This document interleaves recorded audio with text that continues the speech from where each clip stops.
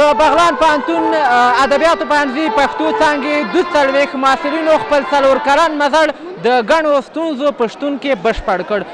دغه محصلین چې تازه فارغ شوي د بغلان پوهنتون مسؤلین وایي چې په دوی کې فکر روزلی تر څو د هر راز فرهنګي یرغل پر وړاندې دوی درېدنه وکړي او هر چاته غاښ ماتونکی ځواب ورکړي چې د افغانستان او په ځانګړي ډول د پښتو ادب په ودې باندې فرهنګي یرغل کوي. سږ کال د پښتو ژبې او ادب څانګې د بغلان پوهنتون د پښتو ژبې او ادب څانګې څخه 42 کسان فارغ شول چې 9 کس نجونې وې او پاتې نور ټول هلکان وو. انشاءالله زه مطمئن یم چې دوی به ځکه دوی فکرونه روزل شوي دوی به د فرهنګي یرغل په مقابل کې لکه ستن همداسې لکه پایې همداسې ودرېږي او ولاړ به وي او زه په دې باندې انشاءالله باوري یم دوی فکر ډېر ښه روزل شوی ځکه د ادبیاتو اساسي دنده د فکر روزل دي. د 42 پوهنپالانو د فراغت په پار جوړې شوې غونډه کې د بغلان پوهنتون مسؤلین وایي چې فارغه شوي کسان کولی شي په هیواد کې د شته ستونزو پر وړاندې هر اړخیز کار وکړي او ټولنه مثبت لوري ته بوځي.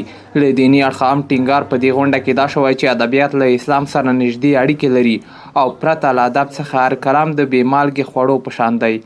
فراغت یک تأثیری بزرگی را در پیشرفت و ترقی کشور در تمام عرصه ها در تمام بخش ها دارد.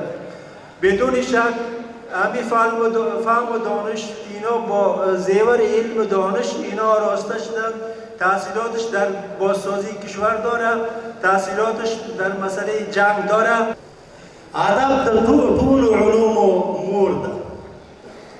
هغه په کلام کې زیبایی پیدا کوي، کلام ته ښکلا ورکوي، کلام ته حسن ورکوي،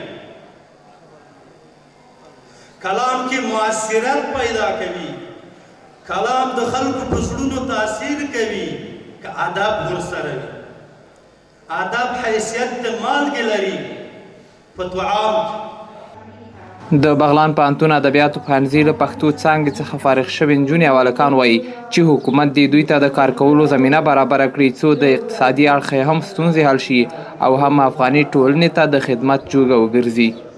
د حکومتي چارواکو څخه مو غوښتنه دا ده چې هر کال ډیری محصلین ډیری زده کړیالان فارغیږي او دوی ته کاري فرصتونه نشته دي. نو یوه غوښتنه د حکومت څخه دا ده چې دغه زده کړیالانو ته چې فارغیږي په کادر کې البته فارغیږي دغو ته لا د تحصیل زمینه برابره کړي. نو حکومت نه مې غوښتنه دا ده چې په دې 4 کاله کې موږ ډېرې مادي او معنوي ستونزې وګاللې. نو یوازینۍ غوښتنه مو دا ده چې نه یوازې د نارینه‌و په برخه کې بلکې د نجونو په برخه کې هم د کار زمینې برابر کړي. حکومت څخه مې دا غوښتنه ده چې باید د محصلین چې کله فارغېږي دوی ته خاص نظر وکړي ځکه چې دوی یعنې زر تر زره دندو کې وګماري. د بغلان پوهنتون له ادبیاتو پوهنځي فارغه شوي کسان وایي چې تیر 4 کاله د ادبیاتو د بډاینې لارې چارې لوستي او په پوره هڅو سره به کوشش وکړي چې پښتو ادب او کلتور له فرهنګي یرغل څخه وژغوري. نورګل اندړوال، میلمه راډیو، بغلان.